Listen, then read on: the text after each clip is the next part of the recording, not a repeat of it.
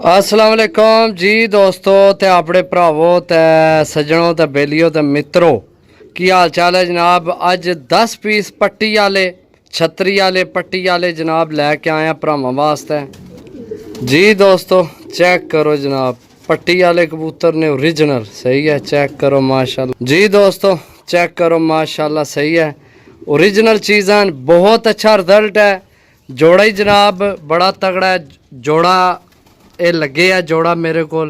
बाकी और भी तुहानू दसां जिन्हां भरावां की पट्टी वालियां दा शौक है, जिस इलाके विच पट्टी वाले कबूतर उड़ने वो वीडियो लाजमी देख सो। माशाल्लाह बहुत अच्छे कबूतर लैके आया सही है।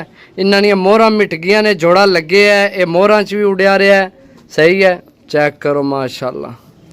जी दोस्तों दूसरी मादी जनाब सही है, बहुत अच्छा क्रॉस पे है। ये पट्टी वाले ने ओरिजिनल पट्टी वाले जनाब सही है। जिस पट्टी वाले लैने न साढ़े इलाके ते नहीं उड़ने, बाकी बहुत तगड़े पीस हैं।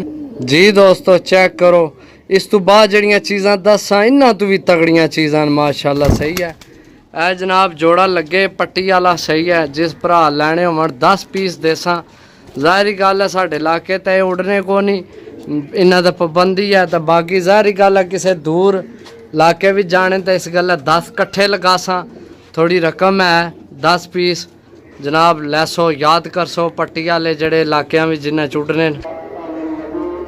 जी दोस्तों चेक करो जनाब पट्टी वाला, अज जुम्मे का दिन है जनाब, इमाम साहब मस्जिद पहुँच गए तो अज असी लेट हाँ माशाल्लाह। चेक करो पीस, झपरा पीस जनाब पट्टी वाला सही है। छोड़ सा जनाब, छोड़ के भरावां की चेक करा सा। जी दोस्तों चेक करो जनाब झपरा पट्टी वाला। जी दोस्तों लाखा जनाब पट्टी वाला, डबल हड्डी विच कबूतर बहुत अच्छे पार्क होंदे ने, चेक करो माशाल्लाह सही है। ते पट्टी वाले ने जिन्हें की शौक है जनाब वो भरा राबता कर सो, बहुत तगड़े कबूतर लैके आए पट्टी वाले। चेक करो बड़े भरा जनाब मंगने हैं पट्टी वाले कबूतर। जी दोस्तों फिर झपरी जनाब पट्टी वाली माशाल्लाह सही है। नीवी वाले कबूतर ने जनाब, दुमचीर भी है, बहुत तगड़ी पट्टी है। छोड़ सा जनाब, छोड़ के भरावां की चेक करा सा सही है। चिट्टे पोटे वाली है पट्टी, छतरी वाली नीवी वाले जिसकी आखने नवी नीवी वाले नवी वाले नीवी वाले कबूतर जनाब लैके आए 5 पीस हो गए। जी दोस्तों चेक करो फिर जनाब 10 लैके आया पट्टी वाले जनाब। फिर लाखी जनाब मादी डबल हड्डी वाली, बहुत अच्छा पार्क होंदा, बहुत अच्छी मादी है। चेक करो माशाल्लाह सही है। जी दोस्तों चेक करो जनाब, एक कल वाली पट्टी है सही है। कल जड़ी वीडियो लगाई सी ते दो तो काफ़ी बंदे मंगियां, पर दोवें यार बचना कोई नहीं तो बंदा दे कियां छोड़ा, नहीं समझ चाम नहीं छोड़ दो। 10 कट्ठे लाए ने हुण लै लो समझो।